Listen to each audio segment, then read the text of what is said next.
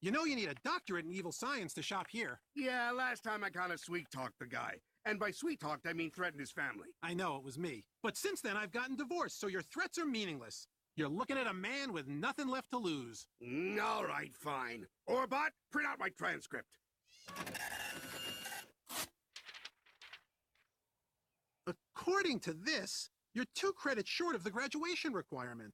You're not a doctor. You know, for a guy with nothing left to lose, you sure care a lot about the ins and outs of academic bureaucracy. Let's go, knuckleheads. This other knucklehead doesn't want our business. Eggman's not a doctor. I gotta spread the word. In song!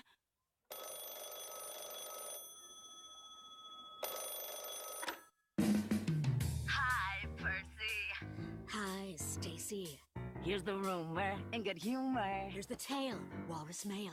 Tell me all about Mr. Eggman. Hi, Amy.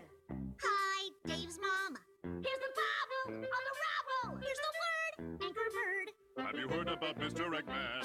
He's no longer a dot. No way. His degree is a crop. Oh, word. He was once feared a lot. Sort Now he's just a crackpot. Lady Walrus, this is Dave the intern. Can I talk to your annoying kids? Not a dot. That's a school Not a dot. boy. Not a You're dot. a fool Not a dot. boy. Not a dot. Not a dot. Not a dot.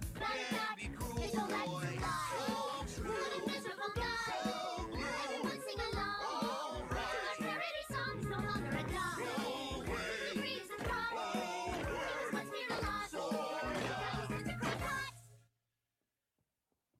Why do you all look like you just finished a musical number? You know he's